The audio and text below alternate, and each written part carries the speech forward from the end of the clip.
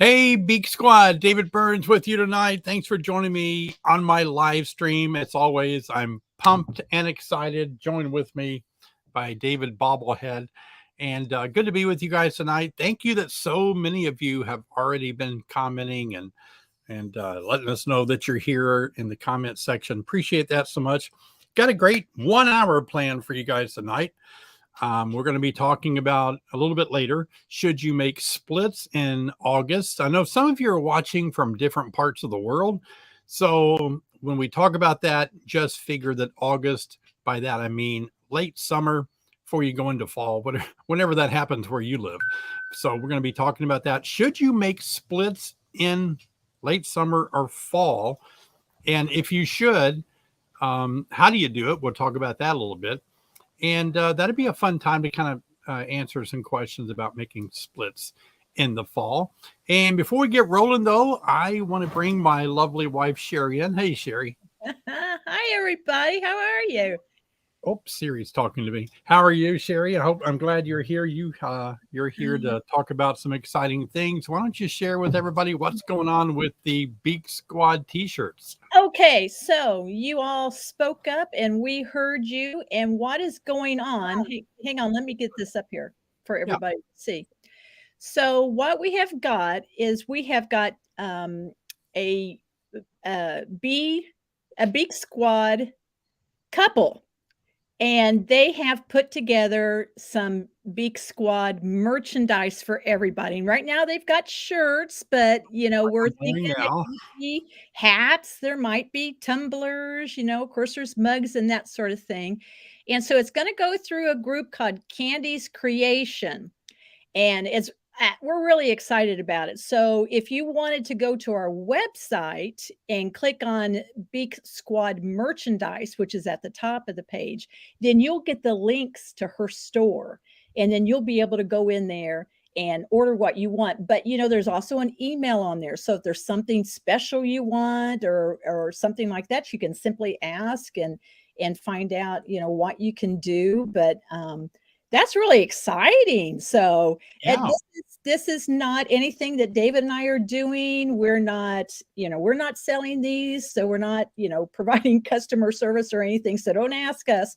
It's going to go all through Candy and Robbie. And so that's where you need to go. You need to go to this link so you can. Okay. Great. Thanks, Candy and Robbie, for helping us out with these shirts. I appreciate that a lot. I really do like wearing mine. Sherry keeps telling me I need to wear a different shirt. He needs to put on something different after a while. You need to. But can't you imagine if we all showed up at a conference or we all went to a seminar or something and we wore our shirts, then we would know who we are and we would find our people. We'd find our tribe out there. That's right. We'd find our community. Hey, look, we need to get one for Bobblehead David. He doesn't have one. So he does. I would need one for him. Yeah. Yeah, that'd be great. So anyway, so that's the website to go to, but there's something else that's going on too, David, that I'm excited about. And that's on September the 14th. It's a Thursday. We're going to have a fundraiser, and it's going to be for Bee Informed Partnership. And they do this every year. This is how they get the funding for that partnership program. So if you want more information about them, we'll be telling you more, as the weeks go by. But for right now, we want you to get ready for it. We're going to have Eric on. He's from Bee Informed Partnership, and I believe somebody else, but I'd have to go back and check and see what her name is. But Eric is fun. He's a fun guy, and he's very passionate about what they're doing at Bee Informed Partnership. So you can go to their website and start doing some research of your own if you want to. And then we will also there's a private donor who's going to do some matching of the funds that are raised that night. But that's going to be September the 14th during the live stream. Okay, great. Bee Informed Partnership. I didn't really know a lot about Bee Informed Partnership, but I spoke in Maryland a year or two ago, and Eric was there, and he is so fun to be around. He's so personable, and he and I just really connected. So every conference, we usually run into each other and have a good time. I think we had lunch with him down at Hive Life. We did at the last Hive Live. So I'm sure he'll be at the next conference that we all go to also. So we'll have to give him a Beak Squad shirt. Okay, great. Hey, Yeah. I noticed in the comments, Sherry, that Leah said we need to buy a T-shirt next time we visit. Hey, Leah, good to see you. And I appreciate your gift and donation that you made. We don't have these T-shirts, though. If you come here, you'll be disappointed. You'll have Yeah. to go to the Yeah. website. The only one Yeah, I have both is hands the one. off. Yeah. Yeah, she'll just grab that right off of you. I know. Snatch it Yeah. right off of you. Yeah. Right. So Right. yeah. So best thing to do is make sure you follow that link to Beak Squad merch and get it there. But yeah, I'm excited about Be Informed Partnership. So that'll be coming up in a future live stream. We're going to have Eric and maybe one of his partners on. We'll have a good time talking about what they do, how they're helping bees and beekeepers. And then, of course, all the super chats and supers will go to help them in doing their work and research that they do. And so Right. that'd be a good effort. We like to do that. Yeah. Right. We'll do the same thing as we did the last fundraiser. YouTube likes to take their share, from the Yeah. donations, but we will cover that part of it so that 100% of your donation will There go you go. straight to Be Informed Partnership. Absolutely. That's cool. Yeah. Yeah. Very good. Well, thanks, Sherry. Thanks for letting us know and working there behind the scenes today. I'll let you back into the comments so you can manage things for us. So thanks for all that great information. Yeah, sure. Everybody say bye to Sherry. All right. Thanks, Sherry. Appreciate it. And it is good to be a part of a squad, Beak Squad. And, it's fun to be a part of people that think alike and work together alike. And beekeeping kind of brings us all together. And I've been enjoying working with a lot of beekeepers through my Bee Team 6 partnership program for 7 or 8 years now. And the last few days has really been pretty intense. A lot of beekeepers are going through a lot of stuff in August. I am amazed. A lot of people are experiencing robbing. A lot of people are experiencing queen loss.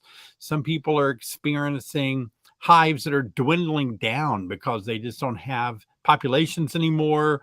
And that's kind of sad going into winter with a problem. Other people are experiencing other issues like my hive's overcrowded. Should I put another super on? Will they do anything with the super if I put it on this late in the year? Some people are in a dearth. Some people are not in a dearth, a time when there's no nectar flow. Some people are experiencing some nectar flows right now.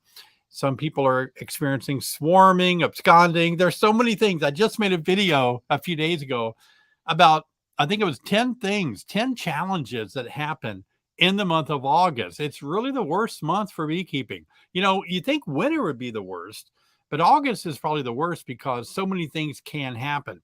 In the wintertime, bees are kind of hunkered down for wintertime. They have their food, they're clustering, all the issues are over pretty much. But right now in August, you got mites on the increase. A lot of mites are expanding.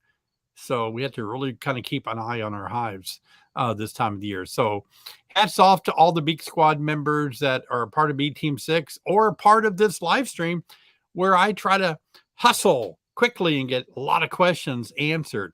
A lot of you are leaving questions in the comment section of my YouTube videos. Thank you so much. I really appreciate that. But just be aware, I cannot get to every question. It is just thousands of questions per week that get asked through all my 530 videos that are on YouTube. People are watching those and asking questions, and there's little time to answer those. So that's a tough thing. Thanks for the super sticker, Neil. I appreciate you guys for all your donations tonight. I know some of you are very kind to leave those donations. Appreciate it. If I missed one, thank you in advance. I really do appreciate it. So let me jump in and talk a little bit about August splits, because sometimes we have hives that are really getting overpopulated in the month of August. Hives are at their largest in July and August. So are the mites. And so oftentimes we wonder, can I split this hive? So let's talk about that. Again, you'll have to make a little bit of adaptation based on where you live. And I know you may live on the other side of the globe and it might be winter or spring, something different where you are. This is the time of the year when the season is winding down for us in August. We're late summer now. We'll be pushing into fall pretty soon. And so what do you do when you want to make a split now? Is it worthwhile? Historically, where I live in the fall, it has never been advocated that you should make a split because our winters are pretty tough here in central Illinois. And if you make a split, the hive may not have time or the resources to build up and make enough of a hive to get through winter. So in other words, you're taking one very strong hive and you're splitting them and making two not so strong hives, maybe even two weak hives. So the question is, can two weak hives make it through the winter? Now, a whole lot of work has been done, a whole lot of research, a whole lot of experimenting has taken place over the last, maybe decade in overwintering single deeps. And that's what can happen if you decide to make a split. Let's say you have two deeps, and by deep, I mean in a box that's 9 1/8 inch. That's a deep hive body. And if you have two of those, then it seems like you could split them. Now you've got 10 frames in one hive, 10 in another. And you can overwinter in a single deep. Now, last year, if you follow my YouTube video, YouTube channel, I did make a split just because I kind of got lazy and I didn't know what to do with the queen. And I just put her in a little medium-sized super with a top cover. Doggone it, that little 10 frame medium super, 6 1/8, something like that, depth, they actually made it through the winter. And so single deeps can make it through the winter, even harsh winters like Illinois. Now, some things that have to happen for you to make a split and get those single deeps through the winter. I personally feel that you got to make sure you got a good laying queen. Your mite levels have been kept low all year long. And then thirdly, if you're going to make a split, you're going to need to feed both of those. I believe you need to feed them in the fall and you need to feed them all winter long with like a winter bee kind, some kind of a candy board. And of course, I'm feeding them in the fall with things like 1-to-1 sugar water and the feeding additives, Honey Bee Healthy, Amino Bee Booster, protein powder substitute. And that way I can strengthen them. They can lay more, bees, they can lay more eggs and get a little built up. Now, if I was trying to overwinter a single deep, what I would try to do, because I made a split, what I would try to do is also put a honey super on top of it. And that works really well because the bees have their own resources. Or if you have another hive, instead of stealing all the honey off all your hives and putting them in bottles and selling them, you could save one honey super, two supers, and put them on top of these single deeps that you're going to try to overwinter. Now, if you're a brand new beekeeper and you have one hive in your backyard and you're worried about it being too crowded right now, and you're so new to beekeeping, I would not advise you at this point in your learning curve to try to make a split in August, in late summer. I really wouldn't advise it because the colony, if you're in a colder climate, the colony does need a lot of resources. They need a lot of bodies to stay warm. They don't have a built-in heater in the hive. We can just turn our thermostat up, but bees have to cuddle up to each other and stay warm. They don't hibernate, but they just stay really close to each other and stay warm. So I really encourage you guys to think about that. If you don't have the skills, don't go out there and just start doing a walk-away split, because another issue you're going to have is when you make a split in your own yard, then a lot of the bees, probably most foragers, when you make that split, are going to fly back to the original site. And that's going to put that split in a deficit of foragers. So you got to battle that. Ideally, you should carry the hive 3 miles away to a friend's property, leave it there for 2 weeks, and then 2 weeks, bring it back, your new split, because what we're doing is getting the foragers to reorientate. They'll memorize the new location 3 miles away for a couple of weeks. And then when you bring them back to your place, they'll memorize a new location, even though it may only be 10 feet from their hive. So that's about the only way you can move hives. So many people ask me, you would not believe the number of times people ask me, I need to move a hive 10 feet, 20 feet, 60 yards. How do I do it? There's just no way to do it. Bees are so good about memorizing where their house is, where their home is, that if you move it, they can't figure that out. They are locked in. It's a GPS, and they're locked in on it. So before you really go gun-ho moving and making splits, keep that in mind too. You're going to have to deal with losing a lot of your foragers. Now, some of your newbies will start foraging, and some foragers will start some bees will start foraging before they're at the right age. They'll do it prematurely. Precocious bees, it's called.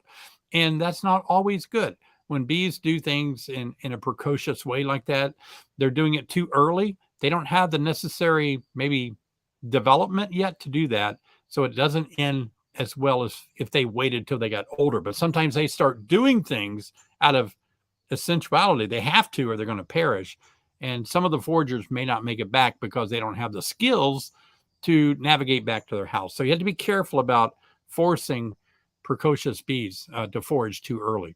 So all of this kind of summarizes that, yes, you can make a split in August. If you're an experienced beekeeper, you know how to monitor your hive. You know how to deal with robbers in the fall. You know how to feed your bees well in the fall. You know how to make sure you don't lose all your foragers in the fall, and you're desperate for more colonies.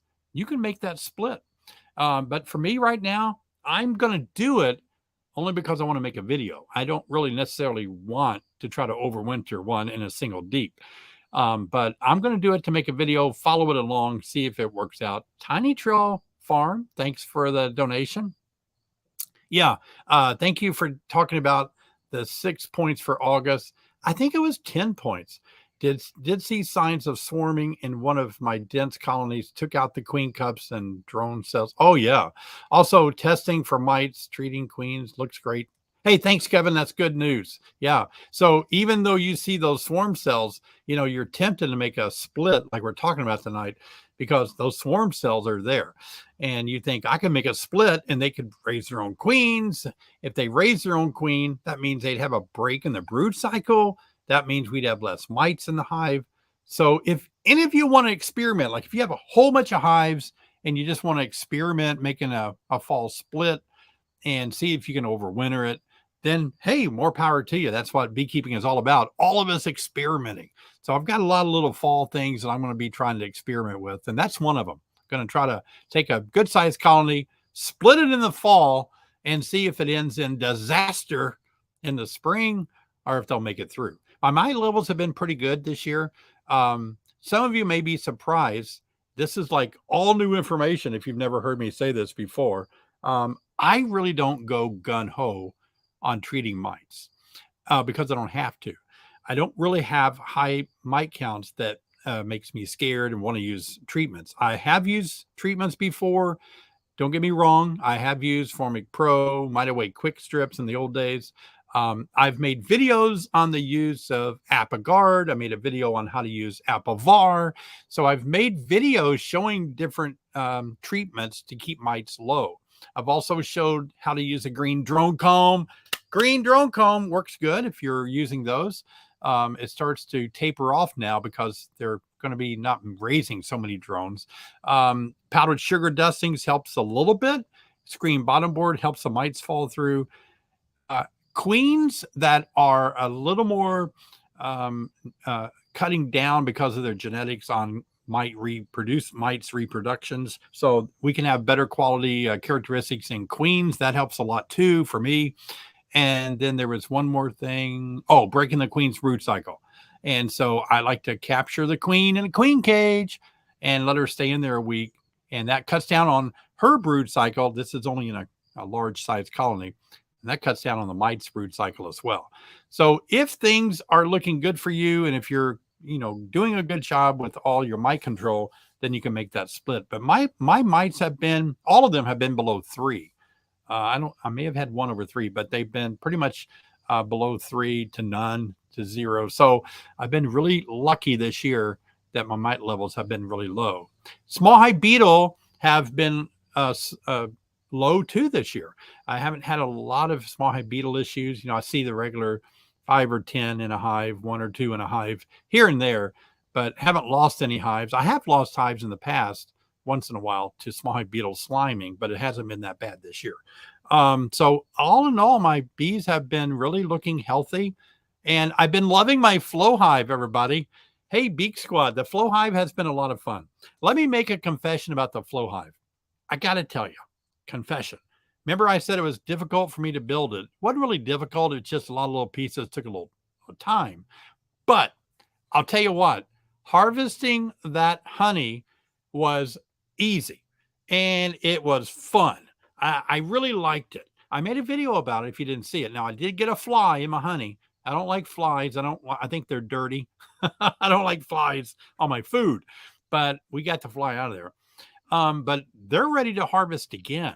And I'm anxious to see. I pulled them up and looked at them. They're all capped over.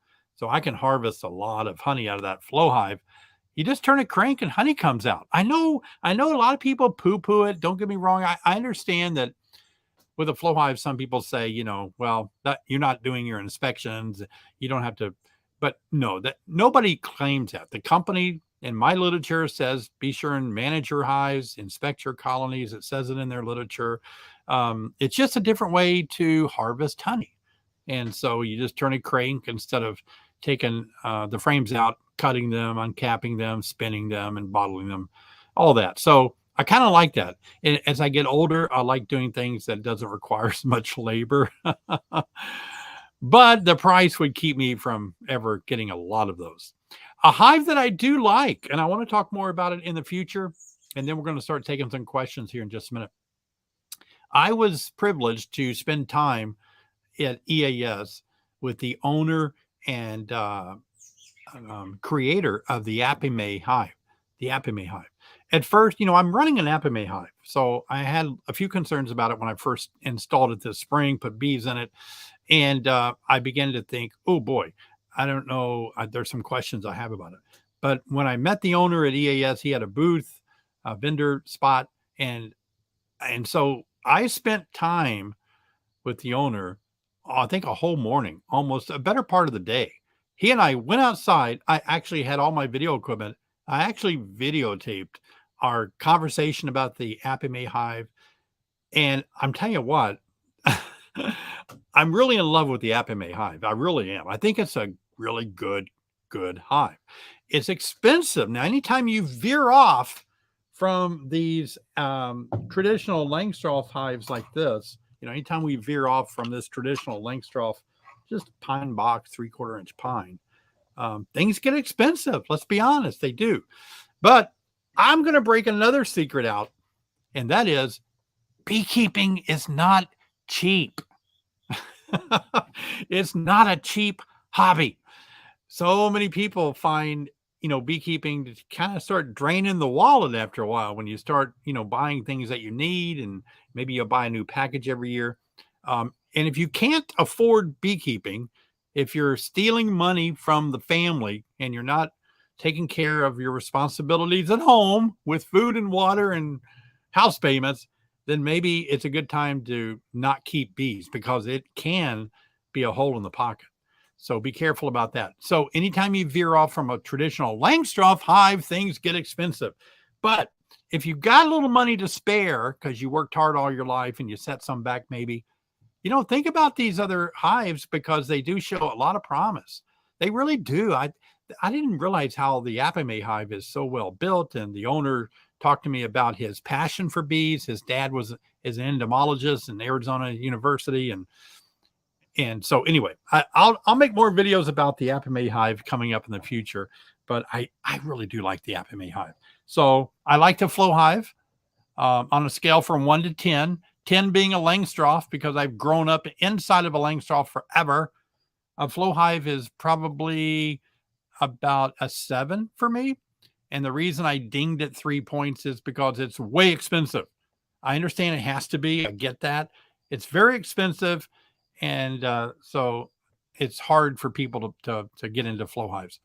The Apiary hive compared to a Langstroth, I'm going to give it a good 9.5. The only reason I'm not giving it 10 like a Langstroth is because I first got started in Langstroth and I just can't make that decision. I can't give it a 10. I've had too much experience and I haven't had enough experience with the Apiary. So I want to have a few years experience under my belt before I catapult it to a 10. So at least, though, I have a 9.5 on it. Okay. All right. Well, I'll be glad to take some questions from you guys tonight. If you have any questions about making splits and all that good stuff. Why is my screen so small? Let me see if I can make it bigger. Oh, wow. That's really nice. Now I can see. As I get older, I don't see up close anymore. Hey, Kevin Lane, thanks for the donation tonight. He says, hi, David and Sherry. During an inspection of a 2-deep hive, should I be looking for different things in the 2 deeps, or should both deeps look pretty much the same? Brood pattern, resources, etc. Boy, that's a good question. And it's a coin toss, Kevin. Sometimes you can look at a hive and the 20 frames in the 2 deeps, pretty much the same. Brood in the middle, a little bit of resources on the outside in both boxes. Sometimes that's not the case. Sometimes the top deep can be all jam-packed with honey, all the broods in the bottom, or vice versa. Got to look at both of them. Please look at through all 20 frames. That's a good question. See what's going on in all 20 of them. Hey, Josh, how are you doing? Can you take the queen from the old hive to the split and then let the old hive raise a new queen? Could that be better for a fall split? Absolutely. That's my preferred way to do it. I like it that way a lot. Here is the catch, though. This is why you need to be an experienced beekeeper, Josh, is because when you do that, you're relying on the old colony that you took the queen from to raise their own queen. I got to be honest, depends on where you live. Right now, our drones are going to start, they're still strong, but they're going to start being reduced. The weather's a little bit cooler at night, so forth. So will you be able to get that queen mated in the fall? It's a little more risky. It really is. A lot more dragonflies to eat them. Birds might eat those queens on the virgin flights and such. So that's the catch. So be ready. You might even think about buying a queen rather than letting them raise their own. Because here's an example, Josh, if they raise their own queen, try to, but they fail, they don't have any eggs. And a lot of time's gone by and it takes 30 days to raise a new one. You're going to be pushing September, October. So, boy, you might want to put a mated queen that you buy to get her right to work. Good question. Very good question. Gibson Beekeeping. Dave, speaking of overwintering, at what temperature do you suggest we wrap our hives? I'm in central North Carolina. We don't see super low temps in the teens much. Wow. Good for you. I mean, that's not even a winter to me. I mean, okay, well, wrapping really doesn't benefit a hive all that much if they're a very strong colony, because bees actually keep each other warm by the cluster being warm. So they don't need a lot of wrapping like we wrap our hives, insulate our houses. But you do need a windbreak, and that helps a lot. So if you have a windbreak, bees do much better with a windbreak. I think bees do better in a windbreak than they do by being wrapped. I don't wrap my hives, and I don't see any difference when I wrap them and don't wrap them. I have the same survival rate.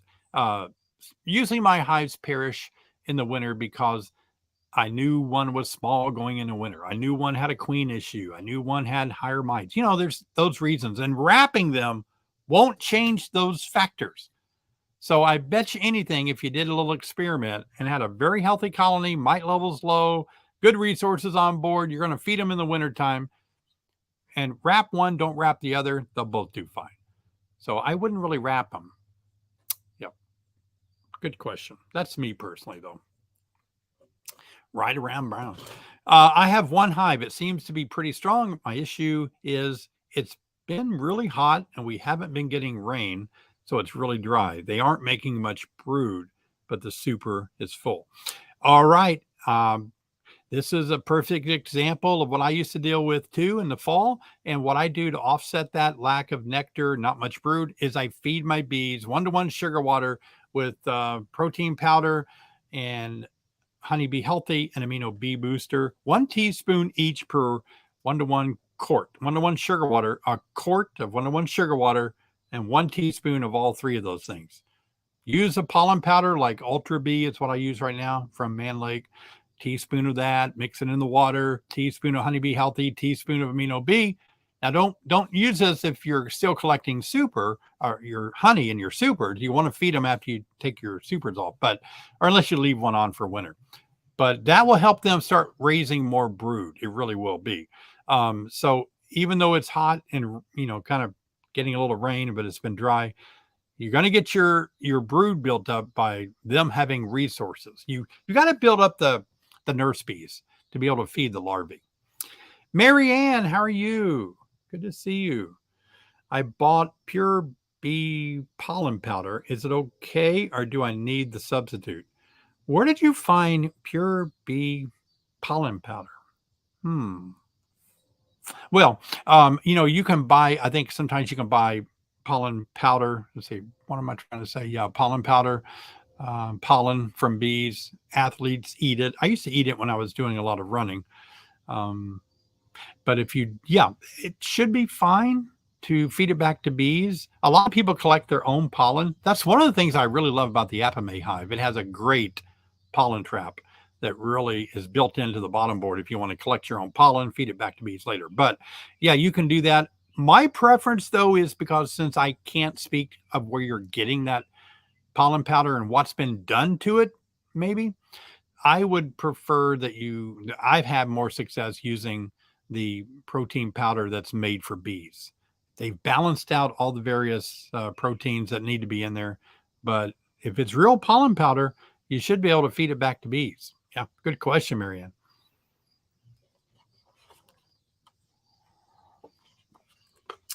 Okay, hey, Jason, you got a crowded hive? If it were earlier in the year, I would put on a super. However, I'm reluctant because of small hive beetle this time of year. Your thoughts?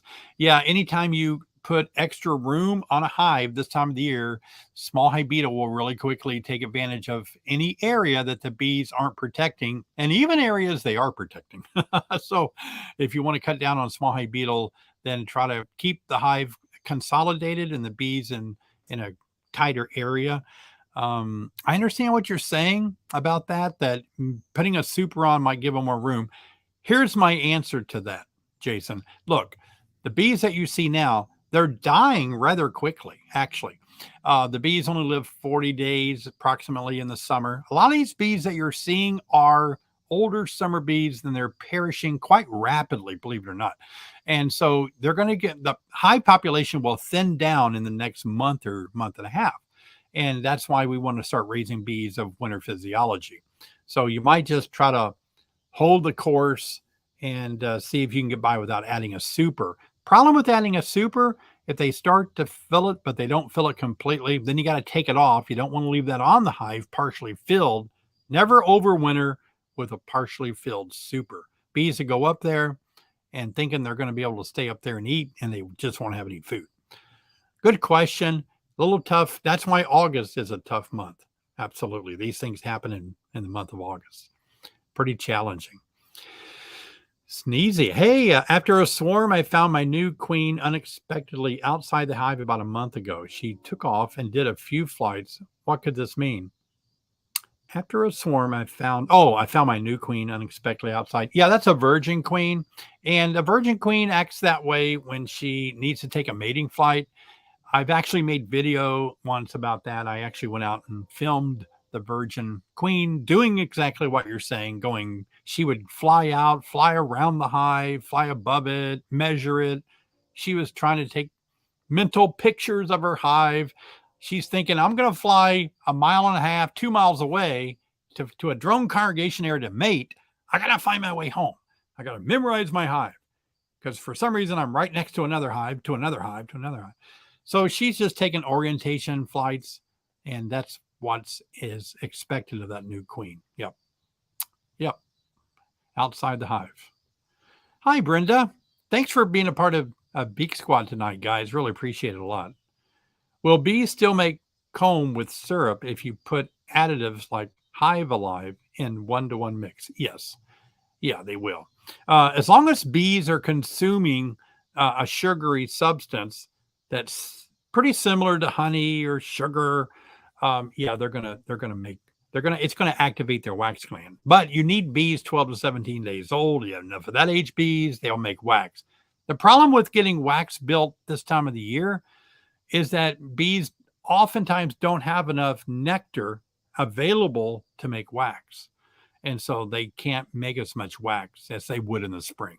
So by feeding them, they should do pretty good at making, a good amount of wax. Hey, Neil, how are you? I have a hive from someone. Let's see. I have a hive from someone. No queen, no brood, but still a lot of older bees.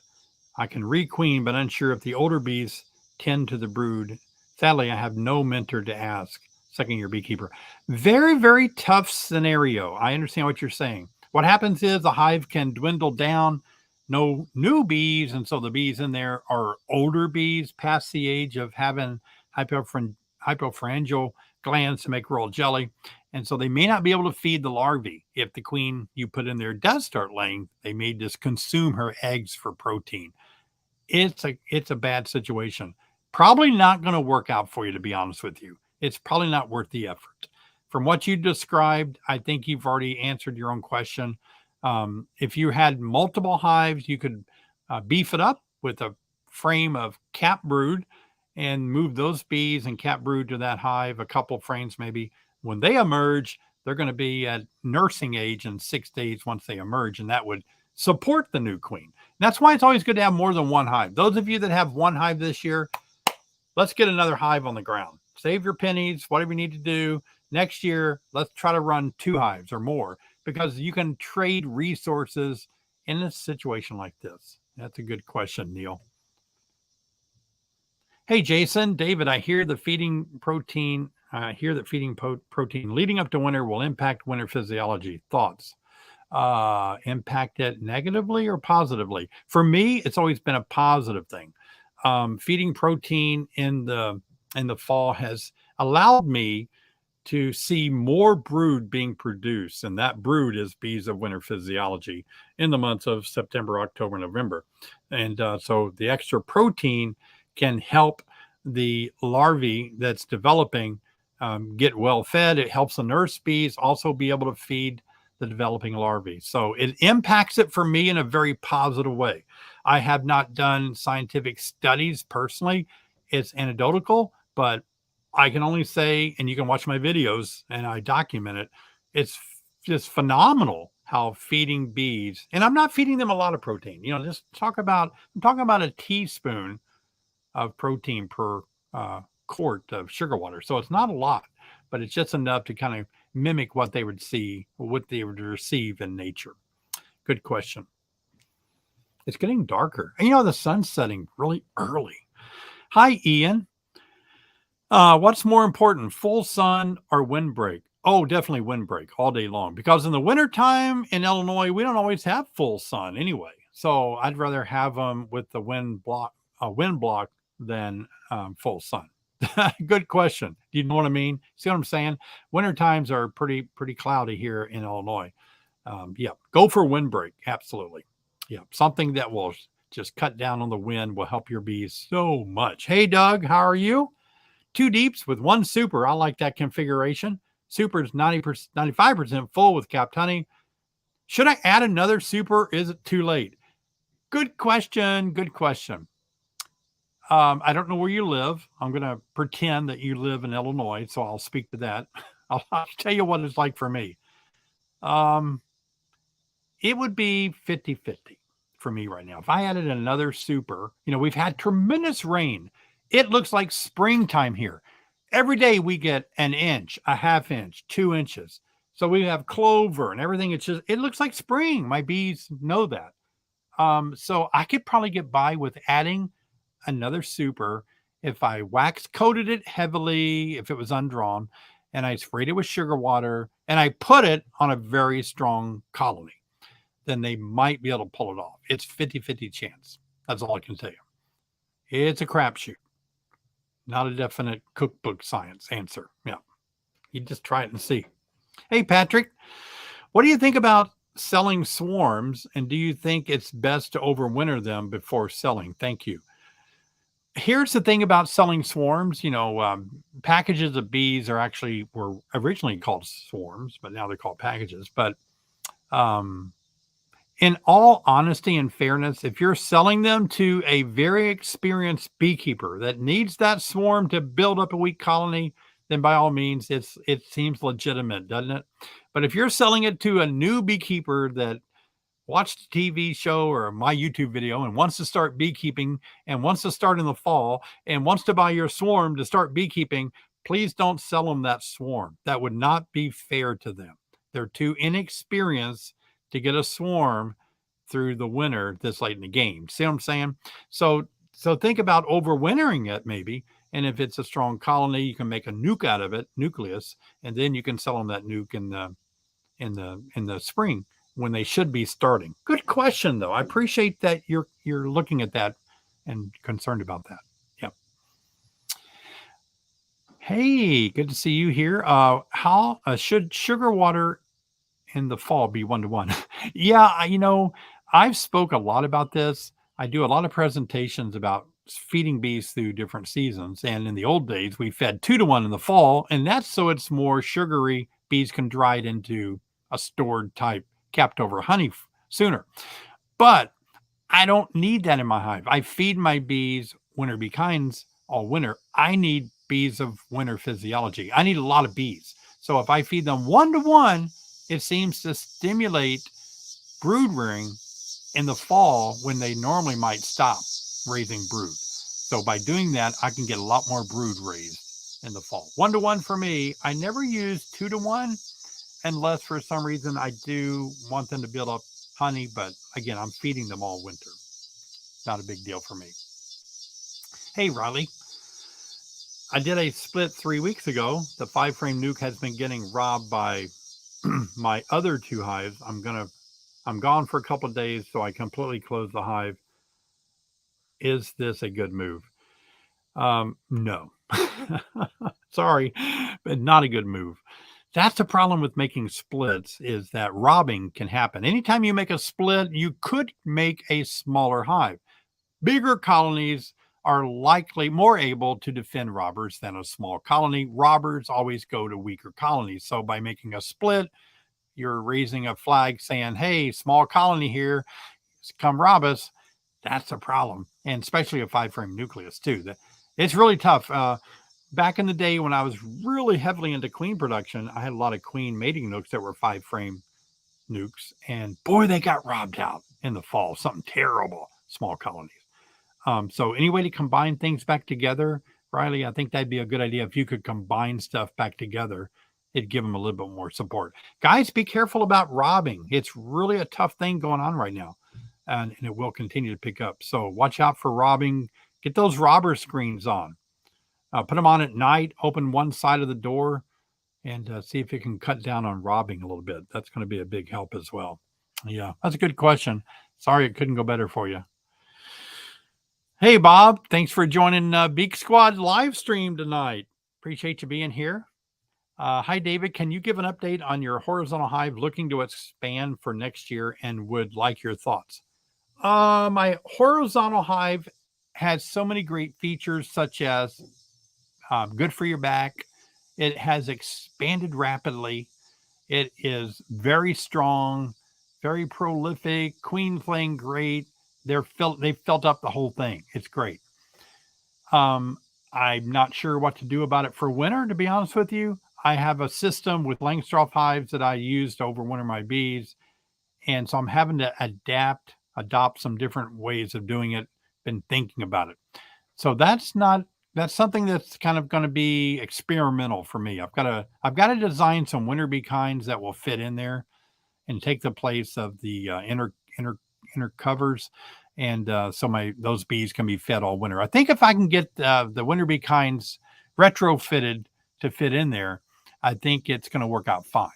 So I've got a really good carpenter that can do that for me, and so I like horizontal hives. I really do. I think they're easy to work. I think bees really grow fast in there, but overwintering horizontally is not how most bees overwinter. Most bees overwinter vertically in trees, for example. They go upward into the warmer part of the tree from their own heat up into the honey. They don't go sideways.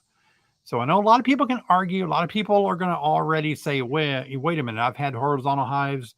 I live in the middle of the coldest place on the planet and they do great. I always get comments like that. But okay, good for you. I hope that happens for me. So I guess a jury is still out, Bob. We're going to have to wait and see on that horizontal hive. Looking good so far, though. It's really doing good. I'll make another video soon about that. Hey, Marianne's back again. Will my robber screen double as a mouse screen? I have the white plastic ones with the little swinging doors on top. I think so. Probably. I don't think they're designed that way. I don't think a mouse could get in that little white opening at the top. It could try, and it might, because it could easily climb to that position and then try to wiggle down in there. So it's a possibility, Marianne. I don't know. I would prefer that you would remove that once we get past robber season and put a real mouse guard on there. I just think that would be better all around, probably. Yeah, that'd be my suggestion. But it might work fine. You could try and experiment with it. Hey, Warren, new beekeeper this year. Not much honey in the super, but capped off frames in second top brew box. Okay, yep. Can I take a few frames out to get honey for me, then start the sugar water and bee supplements? Oh, Warren, I get it. I get what you're saying. I understand what you're saying. I got two answers for you. Yes, you can, and no, you can't. So let me talk about both of those. Well, sure you can, right? You've worked hard. You put money in it. Why not have a good taste of honey that your bees brought into that hive and enjoy it by gum? And that will make you happy and energize you in beekeeping. Why not? The no part of it is if you take some of their stored honey for winter, then obviously you're going to leave a deficit of what they stored. But because you're already thinking about feeding them in the fall and you would need to feed them in the winter, then you could get by with taking a frame out. Absolutely. You could do that. But feeding is important. So just as long as you remember, if what we take away from bees, we need to make sure we counter that, excuse me, with more food to replace that. Yeah, go ahead and take a little bit off. Enjoy it. Put it on your toast. Put it in your coffee. I love honey in my coffee. Hi, Lewis. That's my middle name spelt the same, Lewis Garvin. I'm in the panhandle of Florida, did a split and lost the mated queen I put in. Is August too late to let them raise their own queen? You know what? In this case, I would always want to put a mated queen in there. You know, why waste 30 days to let them raise their own? You need brood, you need build up. No matter where you live, it works faster. And it sounds like they're already behind the 8 ball. So I would say let's go for see if you can locate a mated queen. Absolutely, Lewis. Yep. Good question. Hey, Dennis. We've had some smoke from the wildfires here in Oregon. Yeah, no, we had a little bit today too here in Illinois. The queen only had 2 frames of brood, and I didn't see eggs in the last inspection. Is that normal? No, it's not normal. Sorry, Dennis, to hear that. They're lagging behind in brood production. There's no reason. Here's what I'd say. I'm in Illinois, so maybe our winters are similar. But in Illinois, I try to get 6 to 8 frames of brood in September and October. So I want to see good brood, capped over brood on 6 or 8 frames going into winter. Because if you do the math, and the way I look at it, beekeeping is a lot of math, but there's 7,000 cells on a deep frame. Both sides are 3,500 each. So one frame of brood, they don't cap it all. So you're not going to get 7,000. Let's say you get 5,000. So if you get 6 or 8, now we're up to 30 or 40,000 bees on those 6 or 8 frames that will emerge and be winter bees. I feel like I need 40,000 bees of winter physiology. That's the math I use. So 2 frames wouldn't do it for me. Yeah, I would start feeding them, see if that's what's happening. But what is the queen not laying good? What's going on? Feeding them might really spark it up. Good question, Dennis. Hey, Holly Rogers, when should I combine colonies? Live in Montana. Here's the thing about that, Holly. If you feel like you need to combine hives, I think you must think they're weak and you need to do that. Try to combine your hives sometime while it's still warm enough to do that. Don't let the temperature get 50 degrees and start combining Fahrenheit. You want to do it when bees are still able to fly and have some flight time. So Do it before your first frost. Combine hives before your first heavy frost. Good question. Yep. Combine with the newspaper trick. Jerry, how are you? I've had some supersedure cells in one hive. Do you think the new queen will be able to get mated before it's too late? Good question. Good question. Time will only tell. I wish I had a crystal ball. I really do. I could just look into my crystal ball and see. Remember those 8 balls you could shake and it would tell you an answer? I need to bring an 8 ball to beak squatting. I'll shake it and see what the answer is. 50-50 chance. Long as there's drones out there, Mother Nature's really good. These queens should get out there and get mated. I've raised queens in August and September. So, but do keep an eye on it. Be ready for plan B, Jerry. Yep. It should work though. Absolutely. Got about 8 or 9 minutes left. Hey, Carolyn, how are you? My colonies are not as strong as last year, and I was thinking of going into winter with a deep and a medium instead of 2 deeps. Pros, cons, and configuration. I really did well last year on a few hives where I did go with a deep and a super, because in theory they're tighter, they're smaller, there's less area for them to live in, stay warm, I guess, than hives that I've had 3 deeps or 2 deeps and 3 supers and all. Lots going on. Heat will rise up in that box. So if they're tighter, I think they can stay warmer better. I am speaking only from my experience and my own opinion, but I kind of like the smaller configuration, like a deep and a super or 2 deeps. But I'll overwinter with 2 deeps and a super and they do fine. But if they're a small hive like you're thinking already, not as strong, might not hurt to do that. A deep and a medium super might be good for you. Good question. All right. A lot of good questions tonight. Navy Phil. Sherry's dad was in the Navy. I don't know if your name is Navy or if you were in the Navy. Yeah. David, if you increase the size of your hives for winter, will they not require huge amounts of resources to survive the winter without starving? I live in Georgia with 10 hives and I've been following you for 7 years. Wow. Good job for following me for 7 years. That's outstanding. 7 years. How could anybody besides Sherry put up with me for 7 years? A big thank you for following me for 7 years. I appreciate that. Wow, 7 years. Okay, let me get back to your question here. Yeah, if you make a hive bigger, you're going to have a lot more boxes. They can make more bees. Like I make a lot of bees of winter physiology, right? They need fed. So I had to feed them a lot in the wintertime. They will require more food, but I like coming out of winter with a lot of bees, but they need food. Honey makes a good insulator for bees. They can eat it while they're going through winter. So it won't require that much food. Most of my hives, big colonies, huge colonies that I overwinter with, will consume about 4 to 5 winter bee kinds in about a 4 month of winter for us, cold weather, if that helps you out. Navy Phil. Good question. Maybe I'll take a couple of more questions here. Okay, Allison. That was my grandfather's name, Allison. His name was Allison Brown, and everybody called him, well, maybe it was a southern pronunciation, but they call him Alson. Alson. Oh, from Jeff. I don't think that was Alson. From Jeff Latta.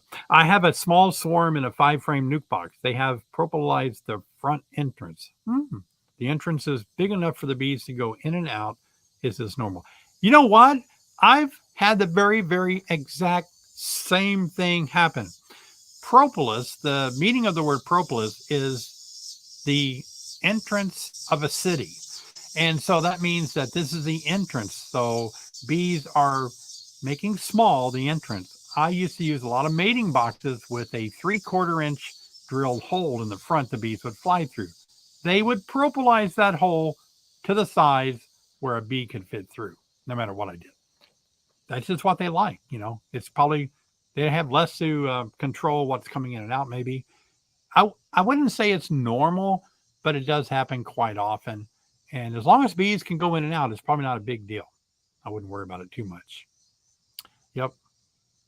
Been there, seen that.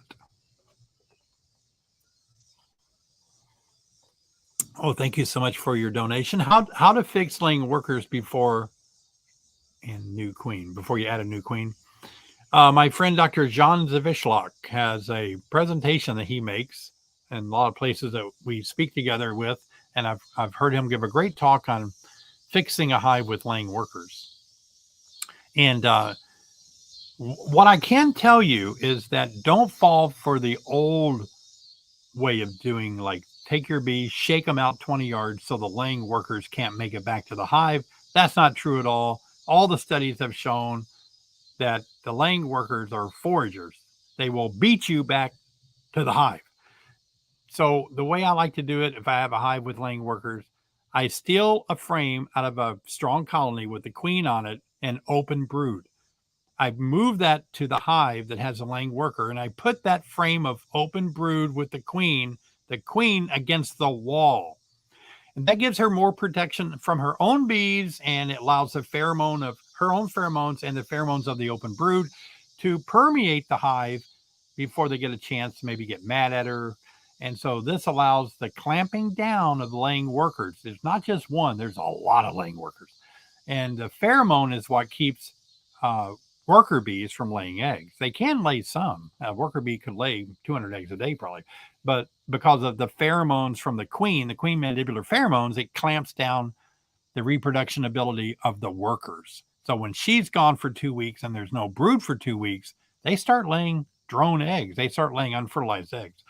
So yeah, you could do it that way. That's a good question. It happens. All right. What do you think? Take one more question, Sherry, from Brian.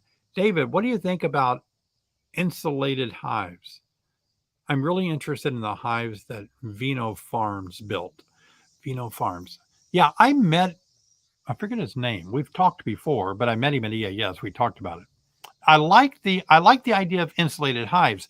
You know, like I haven't really followed Vino Farms, his hive. I think he's experimenting with the hive barn maybe. And it looks, promising. I'm not sure how far along he's gotten with it. Sorry, I don't know. But I will say the Apiary hive is insulated. That's another thing I like about that Apiary hive. And it is supposed to, it's getting dark. It's supposed to mimic, and supposed to be equal to 6 inches of wood. The Apiary hive is what the owner told me. So, trees are about 6 inches thick when bees are in it. That's another thing I like about it. I like the idea of an insulated hive because, number one, I think it stays cooler. And number two, I'm not so worried about it staying warmer, but yeah, it keeps it from getting blasted if you have a terrible Arctic blast. So I kind of like the idea of it, of insulated hives. I really do. All right, guys, we're going to call that. Time is up for another live stream. Gosh, I started live streaming in February and I debated it for 2 years. I kept asking you guys, should I live stream? Should I live stream? And I finally, did it. And I can't tell you how much I enjoy it. I really do enjoy it so much. So thank you. Thank you. I love you guys so much. All of you that have made my channel what it is today. I want you to know I appreciate it so much. Do what you can to like this live stream tonight. Be sure and subscribe. I do watch my subscriber base, and I really like seeing it grow. It just kind of turns my crank. I know it's silly. It doesn't mean anything, but I still like seeing it. So do an old man a favor and subscribe and give me a thumbs up. And hats off to Sherry tonight for, again, she actually rushed home from an activity that she was involved in so that she could be here tonight to navigate things behind the scene. Appreciate that a lot, Sherry. So guys, thank you so much. Be sure and be thinking, check out our merch that we have available with the Beak Squad. We have a page set up for that. And also keep in mind, we are going to be doing a special donation in the next, I think in September, with Bee Informed Partnership to help them in their effort as well. So check them out on their website and get familiar with them so that you can be deciding how you want to help them out. As always, thank you and look forward to seeing you guys in my next videos that I'll be making over the next few days. Thumbs up to all of you. Great seeing you. Have a great evening, everybody. Good night.